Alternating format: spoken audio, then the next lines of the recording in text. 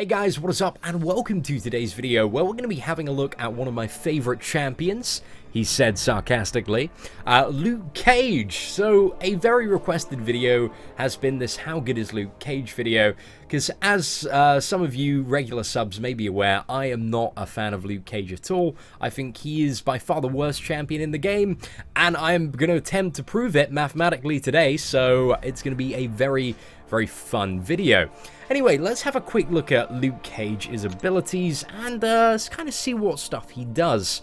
So, Luke Cage, I'm gonna speak a bit in his defense here. He would be great in a world where everybody's an ideal Alliance War attack team consisted of Moon Knight, Black Panther, and Deadpool X-Force.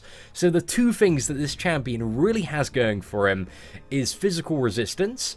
So when he's attacked, he's a 20% chance to gain 43% physical resistance for 8.25 seconds. This is actually much more favorable than armor up in a lot of scenarios, because physical resistance can only be nullified, whereas armor up can be both nullified and broken via any armor break ability, whereas physical resistance, when you're up against an armor break champion like Iron Fist, is still really strong. So that's, he's got a bit going for him there. Yeah, he's taking less damage from physical attacks, and also his passiveness, as he's bulletproof, and near impenetrable skin provides him immunity to bleeding. So again, against all these kind of bleed and heavy physical champions, he takes a lot less damage. Probably takes about like half to 60% of the damage that he would if he was a regular champion, which kind of makes him an alright option in Alliance War on Thorn nodes. Now, apart from that, he doesn't have much going for him. Offensively, on his light attacks, they have a 22% chance to exhaust the opponent, reducing critical hit damage by 20% for 9 seconds. This does when you are playing offensively and you are up to a decent level of playing. When you're playing almost perfectly, this does absolutely nothing to help you out when you're fighting the enemy, so it's pretty useless. On the special attacks as well, he has a 49% chance to stun the opponent for 2.5 seconds, and this is increased up to 30% based on these stacks of exhaustion. Now that's okay, I mean, it's nothing bad, but the stun, if it was 0.5 to a second longer, would be a lot more useful, because then you could more reliably get in a second round of combo. With just a 2.5 second stun, it's really hard to get any more than one round of combo on, and that's kind of like the stun duration that you want is 3 and more seconds, so that, you know, you can always get off 2 rounds of combos. That is why Scarlet Witch's stun is insane, because when she stuns, you can usually get off 2 rounds of combos, so that's 10 hits, and usually you're going to get like at least 4 to 6 procs off that, which, yeah, crazy champion. But yeah, that's pretty much it when it comes to Luke Cage. Also, his dupability. So for his dupability, we're going to have to go over to my 3-star Luke Cage now. So his dupability is Tough It Out. So the first time Luke Cage is struck during a fight, he becomes indestructible and immune to all damage for anywhere up to, I believe it's 5 or 4 seconds when it's fully maxed. However, this in pretty much almost every scenario is completely useless. When you're playing against him, then all you need to do is basically just kind of dash back and wait for it to expire really quick, only a few seconds. This would be maybe a little bit better if it had like a 30-second cooldown, but it's really easy to play around and doesn't really add much to the champion. Some people like to say that it's kind of like a second life if you get hit by a level 3 when you're playing this champion offensively.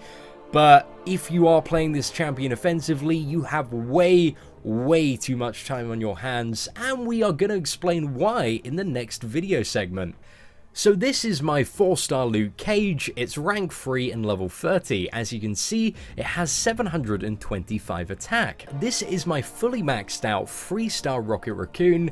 As you can see, his attack is 602. So that is just over 100 less than my 4-star Luke Cage.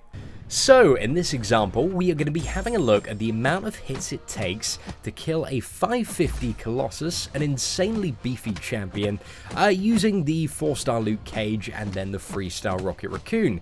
As you can see at the moment, the Luke Cage is absolutely hammering in, but not really dealing more than 100 damage on most of his hits. We did get some lucky crits there, but you know, when he normally hits, it's dealing anywhere from about 50 to 100. You'll notice in this fight as well that the Colossus we are fighting does have the Mastery Recoil, so it's taking quite a chunk of damage every time he uses his special abilities. So as you can see here, the stun is kind of useful, but again, once we get to the end of a first combo, it's really hard unless you're standing directly in front of the champion and have them pinned to the wall to actually get that second round of combo in. So at the moment we're on about 53 hits. Recoil already has done at least 20 to 25% of his maximum health in return damage. Because I only currently have 1 point in despair, the exhaustion isn't really doing too much to nullify the healing, but when he's stunned, we kind of break about even on the healing, especially with the Suicide Mastery. So he is stunned once again, we're going to go in for the hits, and he's almost down. We chain another level 1, and it's pretty much GG at this point. That's going to hit with Recoil, and he is dead. And now for a little bit of a comparison for one of the best offensive champions in the game, which is obviously Rocket Raccoon. I thought it would be fair to kind of compare it at a 3-star level, as you know, we saw the attack, especially with the class advantage now, is about roughly the same. But obviously all the abilities that Rocket has, along with his signature ability, make him amazing. And his level 2 ability hits so ridiculously hard. We are at almost 30 hits now, and the game is practically over. We finish it off with 36 hits. Now let's relive that moment again, because that was a really quick fight. He only used 2 specials, so we only got 2 rounds of recoil, in comparison to the Luke Cage one, where I believe we got 8. So in raw comparison of a good offensive champion, you can really see that Luke Cage barely scrapes a third of the damage output, which is crazy. He's just such a terrible champion, guys, offensively, and I hope that these 2 video clips help you realize that. So, despite Luke Cage by himself actually being a pretty terrible champion offensively, he does have a use. He does have a use on the bench. If you have a team and you put 2 Luke Cages, so a 4-star and a 3-star one, and 2 Iron Fist, a 4-star and a 3-star one, you can activate the Heroes for Hire synergy, which will basically give your team, I believe it is 18% increased block proficiency. Pair that with a duped Captain America, and then your Captain America will be able to fight with perfect block and, you know, play infinitely. So that is the kind of light in the darkness there. You do have this mediocre gimped block proficiency synergy, but you know, find some sort of use for it. Ladies and gentlemen, apart from that, thank you so much for watching the video. I hope you learned a bit about Luke Cage and why, in comparison to other viable champions, he's not so great. If you liked the video and want to see more awesome Marvel Contest of Champions content, feel free to hit that subscribe button. Apart from that, guys, take care, and I hope that you have an absolutely fantastic day.